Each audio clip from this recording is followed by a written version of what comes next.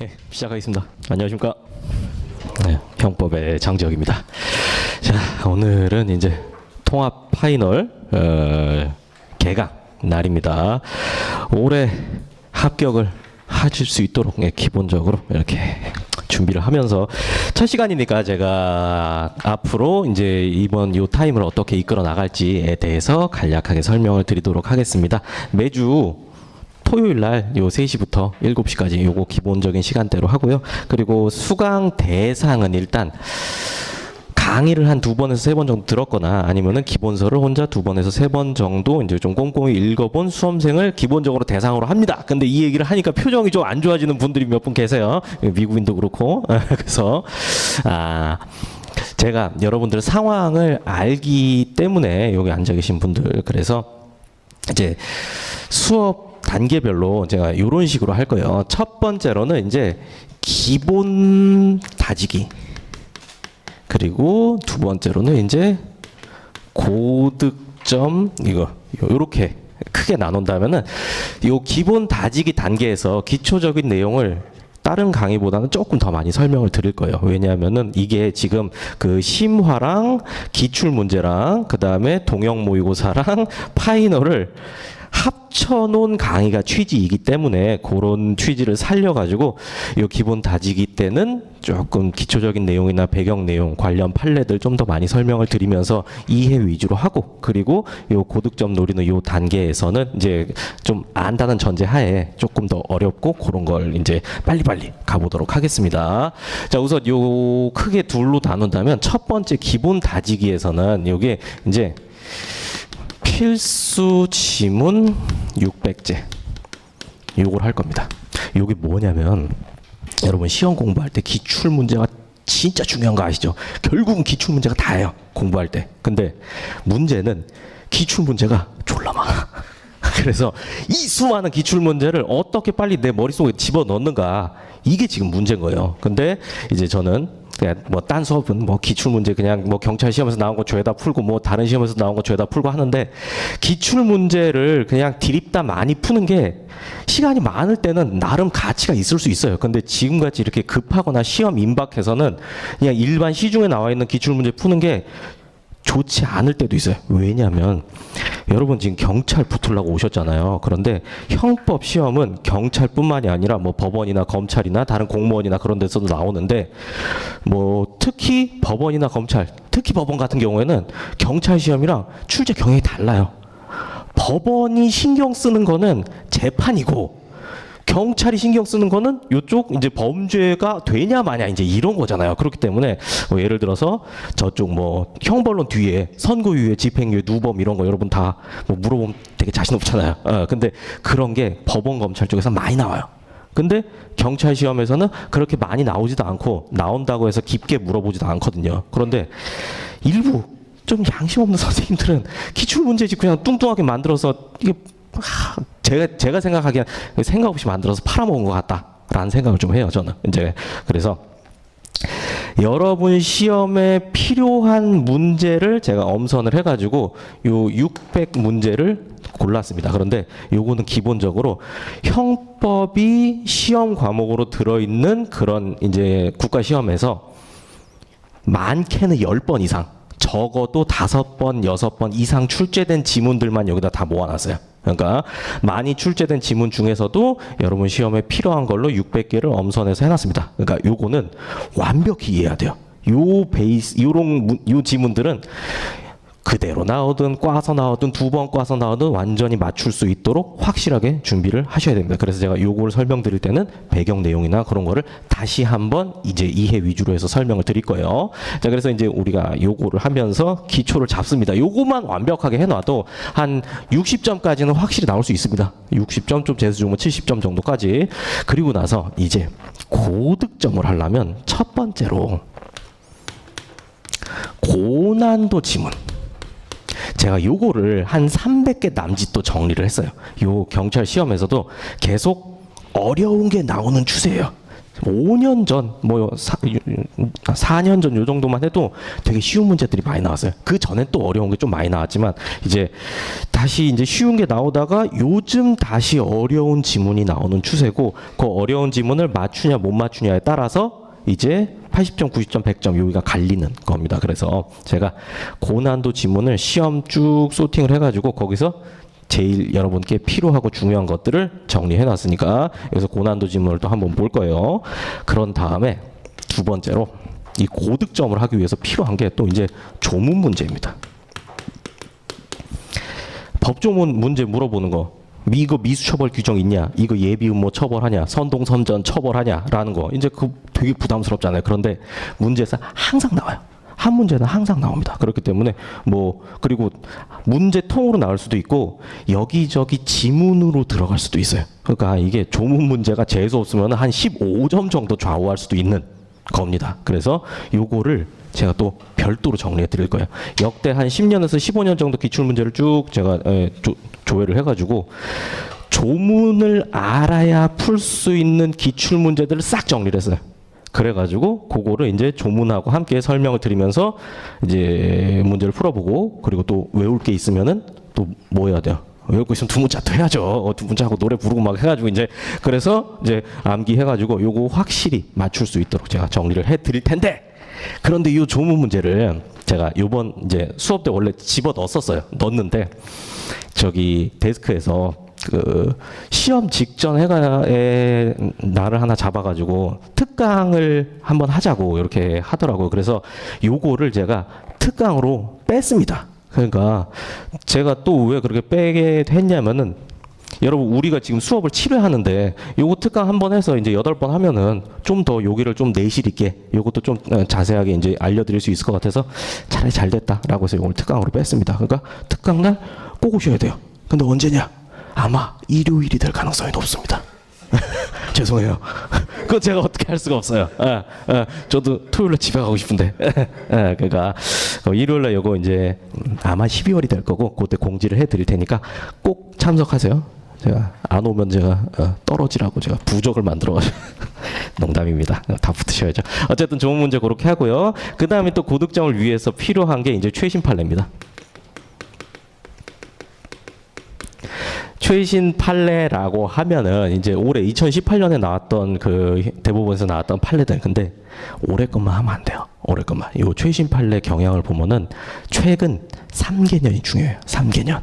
그래서 3개년이라고 하면 지금 18, 17, 16 이렇게 되죠. 그런데 16년도 거는 제 기본서에 애만큼 반영이 돼 있어요. 근데 보니까 제 기본서 없는 분들도 이제 있으시고 하니까 이것도 다 때려 넣었습니다. 그리고 17년도 거, 그리고 이제 18년도 건데 요건 문제가 아직 지금 18년 진행 중이잖아요. 대법원이 아직도 계속 일을 하고 있어요. 근데 출제 범위가 어떻게 되냐면 이렇게 언제까지 출제할 거다라고 굳이 얘기는 안 하지만 보통 시험이 이제 12월 22일이잖아요. 그러면은 그 직전에 나왔던 거 전부 다 출제 대상이에요. 이거 어떻게? 대법원 침투할 수도 없고. 요게 어떻게 되냐면 한 달에 2번씩 대법원에서 판례 공보라는 걸 내거든요. 지금까지 이제 중요한 판례들 정리해가지고 이제 쫙 보내주는 거. 근데 그런 판례 공보가 계속 나오고 있으니까 그거를 제가 요 시험 직전 타이밍에 정리해갖고 지금까지 나왔던 거를 해드릴게요. 그래서 어떻게 할 거냐면 최신 판례 일단 뒷편에 할 건데 우선 요 교재에 실려 있는 거는 1월 1일부터 8월 1일까지 그 최신 판례만 있어요. 그러면 이제 8월 1일부터 요 12월 이제 중후반 요때까지는 제가 마지막 날 자료를 정리해 드릴 거예요. 자료 드리면서 그러면은 올해 3개년 최신 판례까지 완벽히 숙지하고 들어갈 수 있겠죠. 자, 요렇게 하고 이제 세 번째 꼭지로 실전 연습을 합니다. 실전 연습을 하기 위해서 제가 그 동영 모의고사를 6회를 교재에다 넣어놨습니다. 6회. 그런데 요 지금 상황상 요거는 이제 특강으로 이렇게 빠지게 되고 요 최신 판례는 이제 나중에 보충을 해야 되고 그리고 이제 요거는 좀 차근히 설명해야 되고 요렇기 때문에 제가 요렇게 순서를 어떻게 할까라고 하다가 우선 요거 하고 요거 한 다음에 요 최신 판례는 그때 가서 상황 봐가지고 제가 이렇게 진도를 그렇게 조정을 할 계획이에요. 그러니까 뭐 골치 아프죠? 그냥 제가 시키는 대로 하시면 됩니다. 그냥 하자라는 것만 하면 됩니다. 관련해서 질문은 받지 않겠습니다. 귀찮아요. 자, 농담이고요. 그 첫 번째 교재 펼쳐 보시면 이거 뭐 표지 뭐 이 정도면 전 마음에 듭니다. 어떠세요? 표지. 오렌지색, 남색, 뭔가 약간 합격으로 점점 단계적으로 가는 뭔가 그런 기운이, 제가 왜 그러냐면 제가 작년에 기본서 말고 기출 문제집을 이제 만들었는데 그때 학원에서 표지 색깔을 옥색으로 했어요. 옥색, 에메랄드색. 그래갖고 제가 보자마자 와, 씨, 2018년에 옥색이 뭐야? 그래갖고 막 항의를 막 했어요. 이거 뭐냐고. 그리고 제가 한번 처음에 좀 마음에 안 들었는데 이제 얘기하고 나서 나중에 학생들이 자꾸 얘기하는 거예요. 수험생들이. 선생님, 근데 표지가 왜 이래요? 뭐예요? 막 그거, 내가 만든 것도 아닌데 막. 어쨌든 이번엔 다행스럽게 색깔 괜찮네요. 되게 얇죠? 네. 요게 여러분의 운명을 결정한다라고 생각하시면 되겠습니다. 자, 그리고 이제 처음에 형법 총론부터 제가 총칙부터 넣어놓기는 했지만 우리 기본 강의는 각칙부터 했고 그 취지를 살려가지고 각칙부터 할 계획입니다. 35페이지 펼쳐보세요. 35페이지.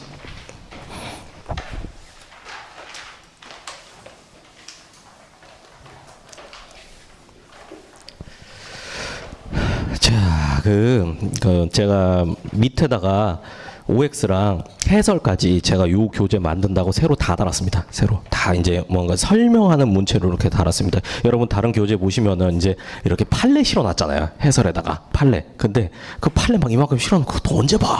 눈에도 잘 안 들어오고. 그래가지고 설명 투로 제가 다 썼습니다. 그 대신 판례 번호는 안 썼어요. 너무 귀찮아서. 이건 농담이고요. 네, 사실 다 판례예요. 이거는 다 근거가 최신 판례고 하기 때문에 넣을까 말까 제가 막 고민을 하다가 그냥 여기에는 뺐습니다. 오히려 그거 넣으면 더 정신없어 보여서. 그래서 이 해설은 기본적으로 판례의 입장을 베이스로 하는 거다라는 것만 전제로 깔고 하시면 되겠습니다. 자, 우선 첫 번째 살인죄부터 시작합니다. 살인죄에서 제일 많이 나왔던 판례는 이 제왕절개입니다. 자, 267번 읽어볼게요. 제왕절개 수술의 경우 의학적으로 제왕절개 수술이 가능하였고 규범적으로 수술이 필요하였던 시기를 분만의 시기로 볼 수 없다가 맞죠? 자, 요거 이렇게 보면서 뭐였더라라고 하면 곤란해요. 하지만 이제 아까 제가 설명드린다라고 말씀드렸기 때문에 이거 한번 보겠습니다. 최대한 빨리 이해를 해보세요. 자, 이제 우리가 이제 태아 상태에서 어느 시점에서 사람이 되지 않습니까? 우리는 전부 다 사람이에요. 그런데 이제 태아를 대상으로 하는 범죄는 만약에 고의로 사망하게 했다라고 하면은 여기는 낙태죄라는 범죄가 규정이 돼 있어요. 아시죠? 그리고 사람일 때 고의로 사망하게 했다라고 하면 미국인 무슨 범죄예요? 머더. 살인죄. 살인죄죠. 자, 그리고 과실로 사망하게 했다. 실수로 죽일 수도 있잖아요. 사람을 실수로 죽이면 무슨 범죄입니까? 과실치사. 그렇죠. 그런데 뱃속에 있는 태아를 실수로 죽게 할 수도 있잖아요. 일부러 죽이는 게 아니라. 그렇게 되면 뭘로 처벌될까요? 처벌 규정이 없어요, 이게. 여기서 모든 문제의 씨앗이 나오는 거예요. 여기서. 그래서 제가 명칭을 붙인 거는 5.2kg 태아 사건이라고 교재에 이렇게 적어드렸죠. 인부예요. 안에 태아가 이렇게 있습니다. 근데 의사가 이게 5.2kg이면 겁나 큰 거예요. 안에서 말도 할 걸요, 아마. 엄마 나와야 돼요. 막 이게 말도 할 거예요. 이게 보통 태아는 2kg에서 3kg이면 나와야 돼요. 단태하면. 그리고 쌍태아, 제가 또 쌍둥이 아빠 아닙니까? 제 딸내미들이 뱃속에 있을 때 둘 다 2.6kg였어요. 그러니까 이렇게 하면 5.2 맞죠? 5.2. 근데 얘 혼자 5.2였다니까요. 혼자. 그래가지고 안에 뚱뚱하게 이렇게 있으니까 이거를 제왕절개를 했어야 돼요. 제왕절개 해서 꺼내 써야 되는데, 그런데 요즘에 이제 자연분만 하는 게 이제 뭔가 이제 트렌드고 막 산모들도 자연분만 하고 싶어 하고 하니까 자연분만 하자라는 이제 합의가 돼가지고 자연분만을 시도하다가 그러다가 이 태아가 사망해 버렸어요. 자, 그러면 의사가 태아를 죽여야겠다라는 생각은 없죠. 그렇기 때문에 과실, 요건 아니에요. 요건 아니에요. 여기에 해당되는 거예요. 여기에. 그런데 태아에 대해서 과실로 사망케 하면 처벌 규정이 없는데 검사가 아씨 어떻게 이거 처벌해야 되는데, 이게 예전부터 논의가 됐던 거예요. 이거를 왜 안 만들었냐, 이것도 보호를 해야 되는데 막 이런 논의가 있었어요. 그래서 검사가 논리를 어떻게 구성했냐면, 첫 번째로 태아일 땐 없지만 사람일 땐 있잖아요. 그러니까 요 뱃속의 이 객체를 뭘로 보면 처벌할 수 있어요? 사람으로 보면 처벌할 수 있죠. 그렇기 때문에 요 시기를 이렇게 언제 태아에서 사람이 되는 거, 요 시기, 지금 요게 문제거든요, 요게. 근데 요 시기를 앞당겨 가지고 요 뱃속에 있는 애가 사람이다라고 첫 번째로 논리 구성을 한 거예요. 그게 뭐냐면, 제왕절개 수술의 경우에는 의학적으로 제왕절개 수술이 가능하였고 규범적으로 수술이 필요했던 시기가 분만의 시기고 이때가 사람이다라고 검사가 주장한 거예요. 근데 5.2kg 태아는 요 규범적으로 수술이 필요했던 시기는 지났죠. 그렇기 때문에 벌써 사람이다, 뱃속에 있지만 법적으로 사람이다라고 논리 구성을 한 거예요. 근데 대법원이 꺼져라고 했죠. 안 돼. 안 돼. 그래서 일단 요 과실치사로 엮는 거는 첫 번째로 안 됐습니다. 그런 다음에 두 번째로 뭘 시도했냐면, 그러면 태아는 임산부의 배 속에 있고 태아가 죽으면은 요 임산부에 대해서 상해가 될 수 없는가? 라고 논리 구성을 한 거예요. 그래가지고 이거 태아를 실수로 죽게 한 거는 태아가 아니라 임산부에 대한 상해가 된다라고 논리 구성을 했는데 역시 또 까였죠. 그래가지고 무죄예요, 무죄. 무죄. 처벌할 필요성이 있다고 하더라도 처벌 규정이 없으면 처벌하면 돼요, 안 돼요? 안 되죠. 그게 죄형법정주의 요청이니까. 그렇기 때문에 이 상황에서는 뱃속에 있는 태아를 사람으로 봐서 과실치사로 처벌할 수도 없었고요. 그런 다음에 뱃속에 있는 태아가 인부의 신체 일부라 그래서 상해죄로 처벌할 수도 없었고 그냥 무죄인 사안이에요. 이게 겁나게 나옵니다. 10번 넘게 나왔어요, 이거. 자, 그래서 확실히 아시겠죠? 자, 마지막으로 요것만 정리해 드릴게요. 자, 요게 자연 분만 시에는 요때는 분만 개시시, 뭐 진통시라고 하죠. 진통시. 이때 사람이 되고요. 그리고 지금 여기는 제왕절개죠. 자, 제왕절개. 제왕절개 시에는 실제 수술시, 이때 사람이 된다라고 보는 게 이제 통설의 입장이고요. 대법원은 명시적으로 이때 사람이 된다라고 이야기는 이 판례에서 한 건 아니지만 요거를 전제로 깔고 이야기를 이렇게 한 거예요. 이렇게. 자, 그래서 이해는 하고 결론만 아시면 돼요. 이해는 하고. 자, 그런 다음에 이제 요 우리 수업을 할 때 또 중요한 게, 여러분이 이제 요 지문에서 키워드를 파악을 하셔야 돼요. 여기 267번 요 문제의 키워드는 뭘까요? 제왕절개예요. 제왕절개. 제왕절개 나오면은 아, 그거구나 라고 해가지고 그 개왕절개만 보고 OX를 판단하면 안 되고 마지막 끝단을 보셔야 돼요. 그래서 거기서 꼬니까 그것도 확인하셔야 됩니다. 자, 그런 다음에 두 번째, 이제 다음 문제. 사람을 살해한 자가 그 사체를, 자, 밑줄 다른 장소로 옮겨. 요것 때문에 살인죄 외에 사체 유기죄가 성립하는 겁니다. 근데 여기 성립하지 아니한다라고 했으니까 거짓이 되겠죠. 자, 269번. 혼인 외의 출생자가, 자, 밑줄 인지하지 않은 생모. 요게 키워드겠죠. 를 살해하면 뭐가 돼요?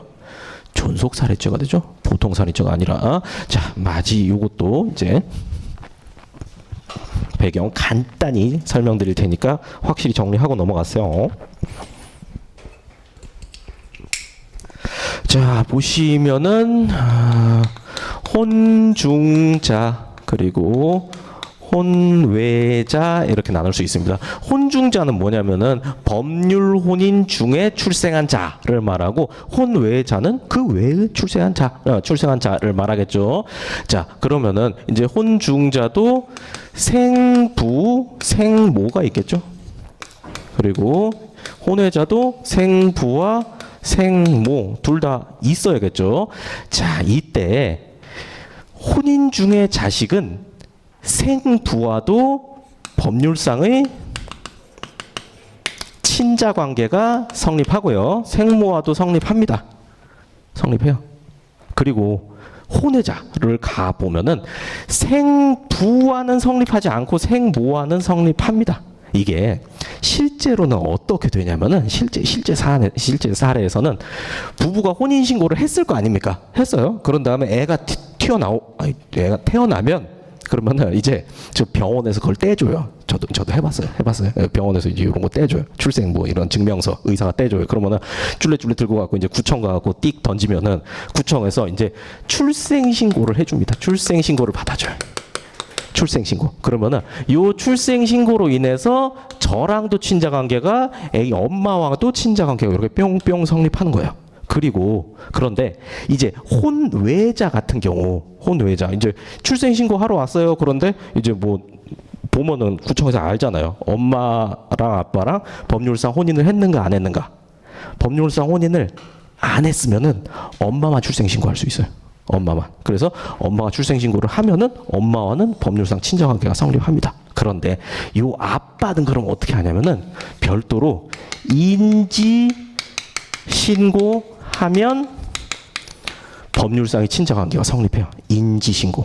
요 인지가 우리가 평소에 쓰는 인지란 말과 다릅니다. 우리가 평소에 쓰는 인지는 그냥 알아보는 거죠. 아는 거, 이해하는 거, 인식하는 걸 인지라고 하죠. 근데 요거는 구청에다 서류 내는 거예요. 내가 얘 애비요라고 하면서 구청에 필요한 양식 그거 써가지고 제출하면은 구청에서 뭐 쉽게 말해서 호적부라고 하죠. 지금은 가족관계 등록부로 바꿔진 건데 거기다 등록을 해줘요. 그러니까 자 혼외자 생모는 인지 없어도 친자관계 성립하니까 존속사례죄 성립하고요. 혼외자 생부는 인지가 있어야 성립한다라는 거 정리됐죠. 자 이게 계속 나옵니다. 또 바로 밑에 나오네요. 사실상 자 밑줄 동거하는 남녀. 동거하는 남녀면은 법률혼 아닌 거죠. 법률혼 아니죠. 그렇기 때문에 엄마가 죽였으면 이제 뭐 동기가 이제 있어야겠지만 생모가 죽였다면 영아살해죄 성립할 수 있는데 생부가 죽였죠. 여기서 남자가 또 밑줄 치세요. 남자가 동거하는 남녀 남자가 그러면 영아살해죄가 성립할 수 없는 거죠. 그래서 요런 법률상의 친자 관계가 필요한 범죄가 존속살해죄하고 영아살해죄하고 다 그렇게 되죠. 존속살해죄는 아래에서 위를 죽이는 거죠. 그리고 영아살해죄는 위에서 아래를 죽이는 거죠. 그런데 둘 다 법률상의 친자 관계가 있어야 된다라는 거 아시겠죠? 자, 그리고요. 이제 271번입니다. 피고인이 자 밑줄 7세 3세 사실 여러분 문제 풀 때는 그냥 7세 3세만 나오면 그냥 바로 살인죄 간접정범 요거 나오면 돼요. 요 공부의 방향을 그렇게 하셔야 돼요. 근데 자 여기서는 이제 7세 3세 아빠가 피고인 아빠예요. 그리고 7살짜리 아들 그리고 3살짜리 아들한테 이제 살기가 힘드니까 야 여기 한강에서 엄마가 부른다. 우리 엄마한테 가자라고 해갖고 7세 3세 네 해가지고 이제 따라 들어가갖고 이제 얘네 익사했죠. 그리고 아버지는 들어갔다가 어떻게 했어요? 푸 나와가지고 이제 여기서 이제 대법원까지 올라갔죠. 자 여기서 이제 자살 교사죄인가 아니면은 살인죄인가 이게 문제된 거예요. 이게 그래서 자 왜 이게 문제됐냐면 뭐가 더 약할 것 같으세요? 이게 더 약해요. 그러니까 아빠는 이걸 주장한 거야. 아빠 변호사는 이거. 그런데 대법원에서 이렇게 봤어요. 봐봐라. 자 교사는 범위가 우리 다 배웠죠. 범위가 없는 사람이 범위를 만들어내도록 하는 게 그게 교사야. 근데 범죄 이거 좀 더 디테일하게 쓰면은 범죄 의사라는 거. 내가 요걸 해야겠다라는 거. 그런데 이런 의사 능력을 갖추려면은 최소한 어느 정도 나이가 먹어야 되지 않겠니? 근데 얘네들은 3살, 7살인데 얘네가 자살을 뭐 어떻게 하냐? 그러니까 얘네가 아니라 자살 교사가 성립하려면은 그 대상자가 자살의 의미를 이해하고 동의했어야 이게 성립한다라는 거예요. 근데 얘네들은 자살의 의미를 이해할 수 있는 나이가 아니잖아요. 제가 그때 말씀드렸잖아요. 야, 들어가자. 예, 아버지 자살입니까? 얘네가 그렇게 할 수 없잖아요. 그러니까 그냥 엄마 있어 그럼 네 그러면서 그냥 쫓아가는 애들이니까. 그러니까 자살 교사죄가 성립할 수 없고 살인죄다. 그냥 아빠가 애를 죽인 거다. 아빠 애를 죽인 거다. 그런데 살인죄도 직접 정범이 있고 간접 정범이 있을 수가 있는 거예요. 그래서 아빠가 애들을 물에다가 밀어 넣었으면 직접 정범이 될 테고요. 그런데 아이들의 행위를 이용해 가지고 뒤에서 조종을 했기 때문에 간접 정범이 되는 거예요. 그러니까 살인죄의 간접 정범은 결국 살인죄다라는 거 알아두시면 되겠습니다. 자, 살인죄 간접 정범. 그리고 272번 인터넷 사이트 내 밑줄 자살 관련 카페. 자살 카페에 나오면 살인죄 방조범이 성립 안 한다라는 결론 알고 계시면 되겠습니다. 이유는 그거였죠. 얘는 그냥 중간에 사기만 쳤을 뿐이지 얘가 청산가리를 팔거나 그러질 않았기 때문에 그렇게 됩니다. 그리고 혹시 뭐 교과서 문제집 같은 것 중에서 옛날 거 푸는 분들도 계실 거예요. 뭐 온라인으로 강의 들으시는 분들 중에서도 뭐 옛날 문제 있으면은 문제집 있으면 좀 버리기 좀 그렇잖아요. 그래갖고 막 그런 거 푸는 경우도 있는데 이제 위험한 게 뭐냐면 대법원이 또 자꾸 일을 하기 때문에 판례가 새로운 게 나오고 그리고 막 재심 판결 나와가지고 막 기존 판례 없어지고 그래요. 대표적으로 이 살인죄 방조범에서 대표적인 이제 판례가 그거였어요. 유서대필 사건. 강기훈 씨라고 유서대필 사건이 있었습니다. 이제 그 한 사람이 학생운동하면서 분신자살했어요. 분신자살. 그런데 이제 수사를 해가지고 수사기관이 얘가 유서 대신 써줬다. 유서를 막 명문장으로 막 이제 작성을 해준 거예요. 되게 절절한 감정을 막 담아가지고. 그러면은 보세요. 수사기관의 논리대로라면 죽는 사람한테 야, 내가 이렇게 유서를 작성을 해줄게. 너의 죽음은 역사에 길이길이 남을 거야. 라고 하면은 자살자의 자살 결의가 좀 더 이제 이렇게 되겠죠. 그래서 유서를 대필해줬다 그래서 자살 방조죄가 인정된 판례가 있었어요. 그리고 그게 되게 오랫동안 살아있다가 그게 재작년인가 작년인가에 없어졌어요. 그 재심 판결 나면서 그 재심 판결의 취지는 이거예요. 유서를 대필해 준 건 자살 방조 행위가 아니다.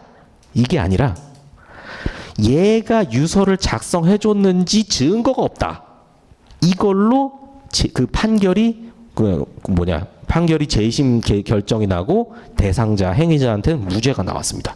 그렇기 때문에 물론 이런 거 정도까지는 시험에 나오진 않을 거예요. 자살 방조가 유서 대필이 자살 방조게 아니게 이런 거 묻지는 않을 거예요. 그런데 그런 문제나 판례가 이제 여러분이 보시는 그런 교재에 살아 있을 수도 있어요. 남아 있을 수도 있어요. 그러니까 그 판례는 이제 출제되지 않으니까 그냥 지우시면 돼요. 유서 대필 사건은 그냥 지우시면 돼요. 아시겠죠? 자, 그래서 살인죄에서 뻔질나게 나오는 판례들에 대해서 정리를 한번 해봤습니다.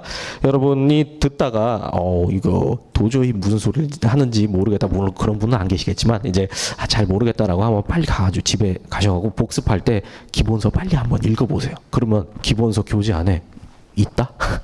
다 있다 이거. 그러니까 그렇게 하면 이제 반성도 좀 하고 이제 그러면서 빨리빨리 공부하시면 돼요. 얼마 안 남았으니까 지금부터 시험까지는 그냥 내달리시면 돼요. 뭐 컨디션 관리하고 그런 거 없어요. 없어요. 남은 한 지금 얼마 남았죠? 한 2달 남짓 남았잖아요. 그냥 머릿속에 때려 넣는 거예요. 컨디션 관리는 전 일주일 그때 가서 하면 돼요. 지금은 무리하세요. 무리할 때예요. 뭔지 아시겠죠? 자, 이제 상해와 폭행입니다.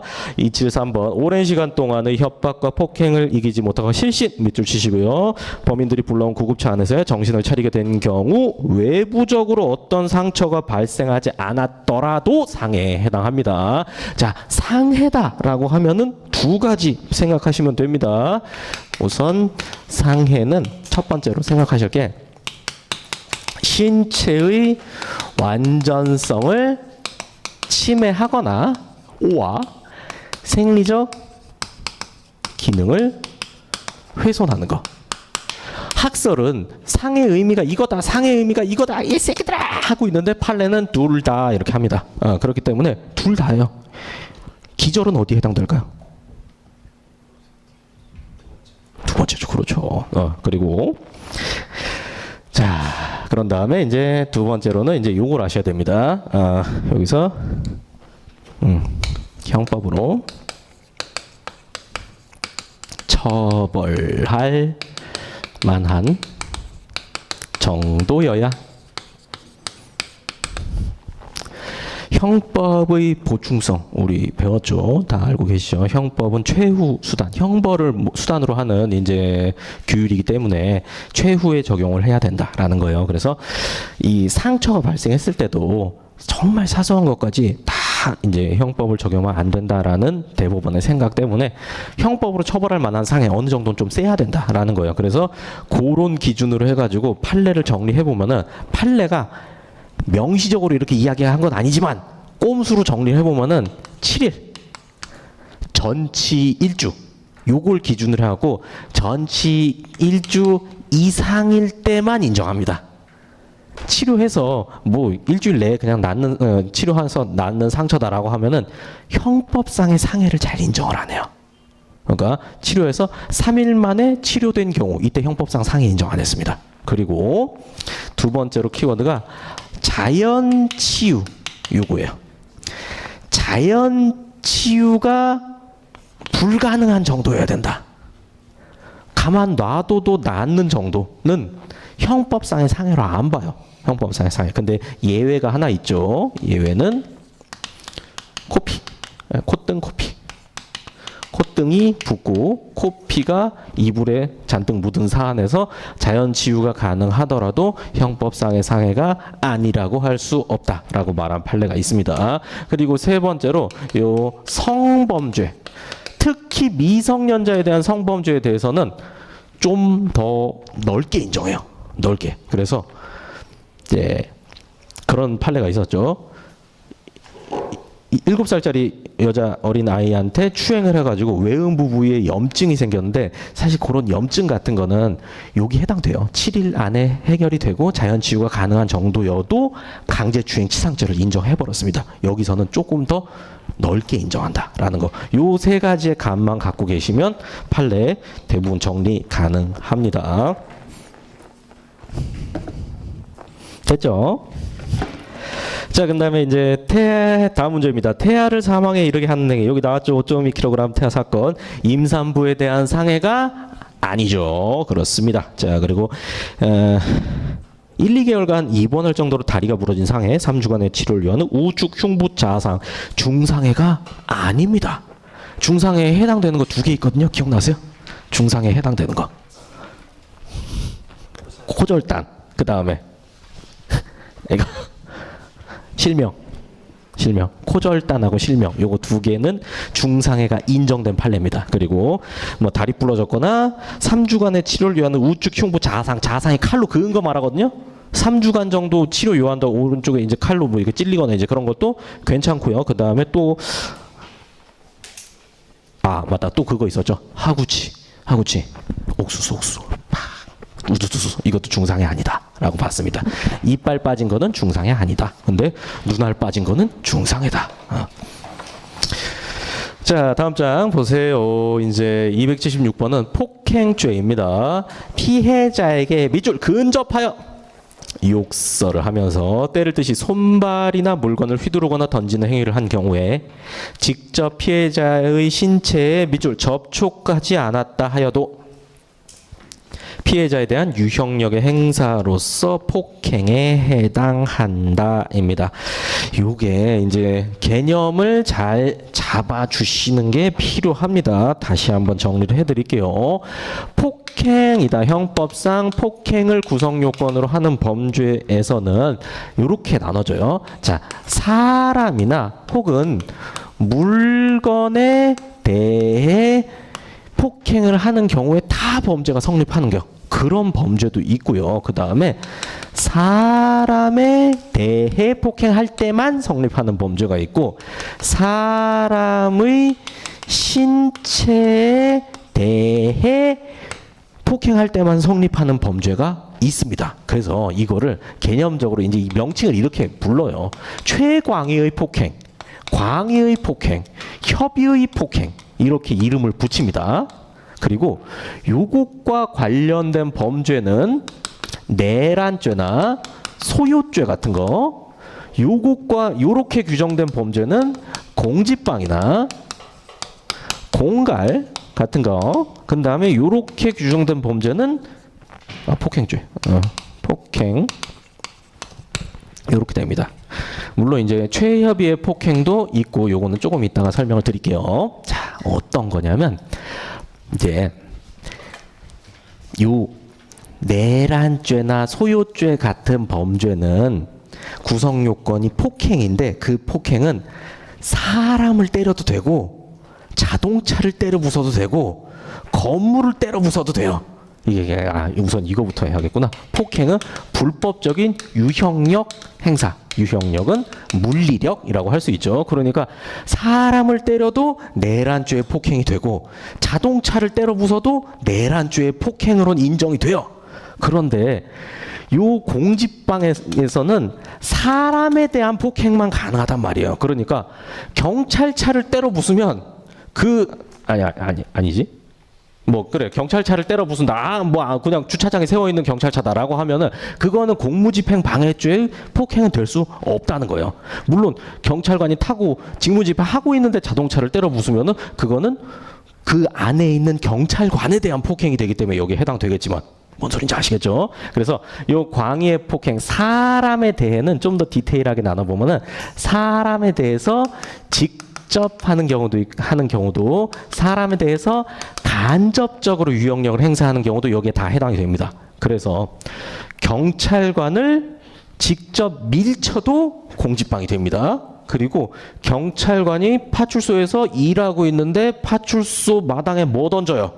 응가, 인분 봉지 던져도 그걸 통해서 간접적으로 스멜이 가잖아요. 그렇기 때문에 간접적인 폭행이 돼서, 사람에 대한 폭행이 돼서 공지방이 성립하는 겁니다.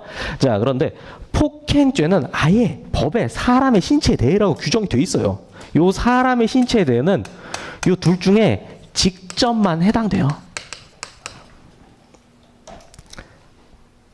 그래서 폭행죄가 성립하려면은 사람에 대해서 직접적으로 사람을 직접 때려야 폭행죄가 성립하고, 그리고 뭐 남의 집 마당에다가 인분 봉다리를 던져가지고 그 사람한테 간접적으로 영향이 갔다고 해서 단순 폭행죄는 성립하지 않아요. 요렇게 해석을 합니다. 요거. 자, 그런 다음에 이제 여기서 한 발 더 들어가야 돼요. 요 직접이란 게 접촉 여부랑 바로 대응되는 게 아니에요. 만약에 앞에 있는 사람의 신체에 접촉했다라고 하면은 요거는 직접 맞아요. 접촉했다, 밀쳤다, 뺨때기 때렸다, 물 쏟았다라고 하면 접촉했으면 직접이 맞습니다. 그런데 접촉하지 않은 경우는 직접이 될 수도 있고 간접이 될 수도 있어요. 접촉하지 않은 경우 요게 더 많긴 합니다. 요게 간접 폭행이라서 폭행죄의 폭행에 해당하지 않는 경우가 더 많긴 해요. 그런데 직접인 경우도 있습니다. 어떤 거? 코앞에서 사태질하는 거. 그럼 이렇게 사태질 하면은 몸에는 안 닿지만 바로 직접적인 유형력이 이렇게 느껴지잖아요. 이렇게 하는 정도면 접촉하지 않아도 직접 폭행에 해당돼서 폭행죄가 성립할 수 있다. 이렇게 됩니다. 괜찮아요? 안 괜찮으신 것 같은데? 예, 너무 새로운 얘기인가요? 다 알고 있는 얘기죠? 아, 그래서 지겨워서 지금 그러시는 거죠? 저 알잖아요. 눈치 엄청 보는 거.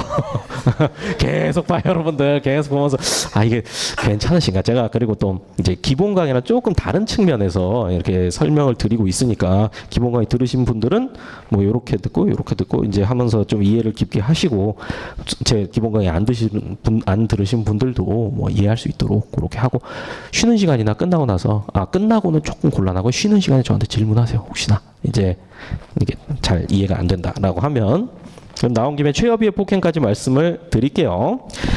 여기까지는 최광희, 광희, 협의의 폭행은 대상의 문제예요. 폭행의 대상. 그런데 이 최협의의 폭행은 폭행의 정도가 문제가 됩니다. 폭행의 정도. 그래서 요거는 조금 요 위에다가 이렇게 써볼게요. 최협의의 폭행은 상대방의 반항을 곤란하게 하는 정도. 그리고 이거보다 좀 더 센 게 반항을 현저히 곤란하게 하는 정도가 있고요. 이거보다 더 센 게 반항을 불가능하게 억압하는 정도. 이렇게 세 가지로 나눠집니다. 반항을 곤란하게 하는 정도, 반항을 현저히 곤란하게 하는 정도, 그리고 반항을 아예 불가능하게 하는 정도. 그래서 요 정도 폭행이 필요한 게 강도죄죠. 그리고 요 정도 폭행이 필요한 게 강간죄입니다. 그리고 요 정도 폭행으로 족한 게 강제 추행죄요. 강도, 강간, 강제추행. 그러니까 이만큼의 폭행을 가했다라고 하면 이것도 가능하고 이것도 가능하고 이것도 가능하죠. 근데 이만큼의 폭행을 가했다. 이거는 가능하지만 이거 어때요? 불가능하죠. 이것도 불가능하죠. 그걸로 문제가 나와요. 그걸로. 그래서 설명을 드렸습니다. 자, 이제 보겠습니다. 그래서 276번은 근접해서 휘둘렀다면 접촉하지 않더라도 신체에 대한 직접 유형력의 행사로서 폭행에 해당된다. 이제 완벽히 이해되셨죠? 자, 그 다음에 이제 277번입니다. 요 거리상 멀리 떨어져 있는 사람에게 전화기를 이용하여 자, 밑줄 전화하면서 그게 키워드입니다. 그래서 고성을 내거나 그 전화 대화를 녹음 후 듣게 하는 경우 원칙적으로 신체에 대한 유형력의 행사로서 폭행에 해당되지 않습니다. 않아요. 그래서 전화기를 통해서 고성 내는 정도로는 신체에 대한 직접적 유형력 행사라고 안 봐줍니다. 그런데 판례가 여기서 조건부로 판시를 했어요. 그런데 만약에 전화기를 통해서 막 요 고막을 직접 공격하는 소리를 낼 수도 있잖아요. 뭐 엄청난 고주파를 녹음해 놨다가 제가 BK한테 전화해가지고 탁 틀면은 귀에서 피 줄줄 나고 막 그럴 거 아닙니까? 이제 그 정도가 되면 폭행으로 인정할 수 있다라고 한 판시가 예시 한번 볼게요. 예시란다. 해설. 전화폭언의 경우 원칙적으로 폭행죄의 폭행으로 인정되지 않는다. 단 전화기를 통해 특수한 방법입니다. 아시죠? 수화자의 청각기관을 고통스럽게 하는 음향을 이용하는 경우 등의 특수한 사정이 있다면 폭행으로 인정할 수 있다라고 보았습니다. 자, 그런 다음에 이제 바로 협박으로 넘어가죠. 이 중간에 무슨 범죄가 빠진지 아시나요? 중간에 뭐가 있었을까요? 과실치사상 죄도 있고 그 다음에 낙태죄도 있고 그리고 유기와 학대의 죄도 있습니다. 근데 왜 없을까요? 제가 이거 어떻게 소팅했는지 말씀드렸죠. 최소 5번 이상 기출된 것들만 여기 모아놓은 거예요. 그래서 걔네들은 잘 안 나와요. 잘 안 나와. 그래서 여러분 이제 공부하실 때 만약에 너무 시간이 너무 없다라고 하면은 최후의 수단이지만 버리셔도 돼요. 뭔 소린지 아시겠죠? 고득점하고 다 맞고 빨리 제복 입으려면 물론 공부 열심히 해야겠죠. 그런데 또 사람 일이 그렇습니까? 또 하다 보면 또 우리 미국인 같은 경우는 맨날 영어만 하니까 영어만 형법 공부하러 와서 영어만 해요.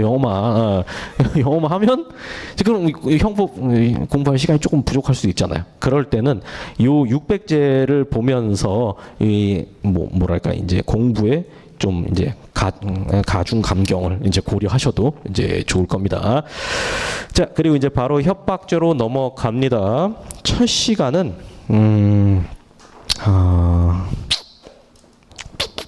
첫 시간 좀 일찍 쉬도록 하죠. 네, 여기까지 하겠습니다.